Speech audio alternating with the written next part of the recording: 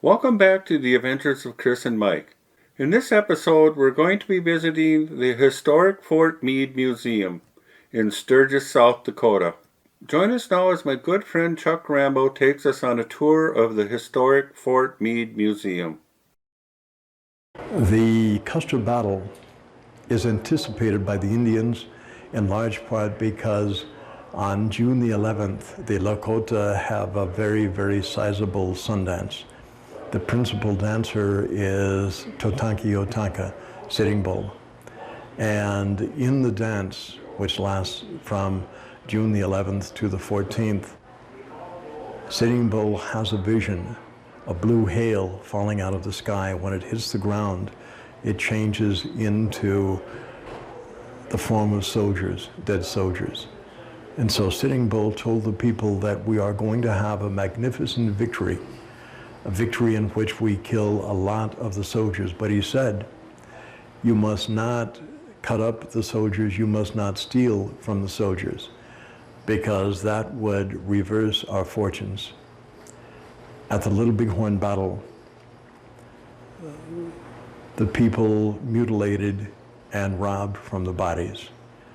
Sitting Bull knew that that act had reversed their fortunes, so he was not at all surprised when the Indians were forced to surrender to the military by mid-1877.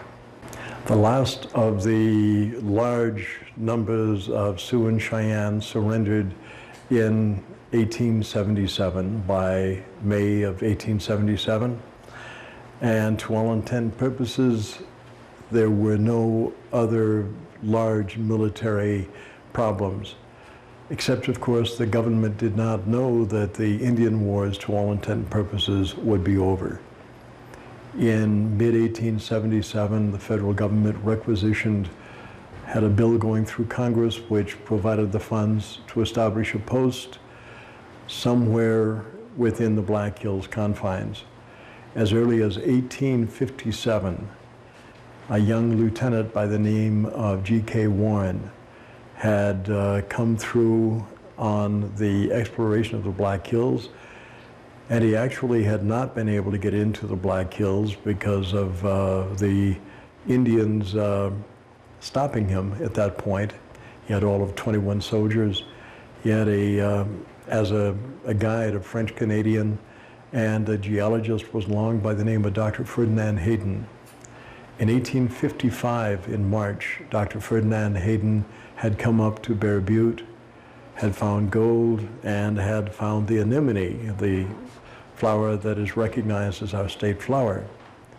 1857, Dr. Ferdinand Hayden brought Lieutenant G.K. Warren and his 21 men up to Bear Butte and showed Lieutenant Warren where gold had been found, and there was a very considerable amount of Indian sign on the mountain. Warren said, it is obvious that if there is gold here, we will have prospectors in the future. With the number of Indian sign I can see here, it is going to be imperative to build a post somewhere here in the Black Hills, and this is the logical place. In the future, a post will be built in the shadow of this mountain. That, in fact, is what happened in June of 1878. The military brought in the 7th Cavalry Command and some infantry, and they established a camp on the northwest side of Bear Butte. It's called Camp Sturgis. Unfortunately, they found there was too little water up there at Spring Creek, and so they moved the camp down closer to Bear Butte Creek. And so here we are today, Fort George G. Meade. The same time that the camp is started, the town of Sturgis is established also. So Sturgis becomes the scoop town, the originally town of saloons and brothels, which scoops the pockets of the soldiers.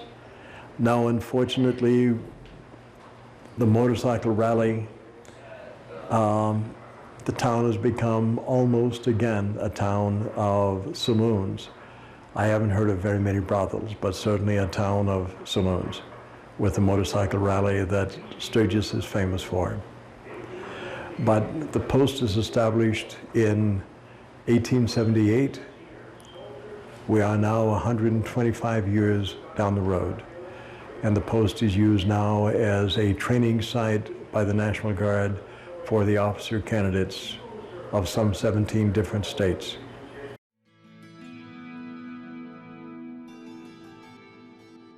Stay tuned for more episodes of The Adventures of Chris and Mike as we continue our tour with Chuck Rambo at the historic Fort Meade Museum. And please subscribe to my channel.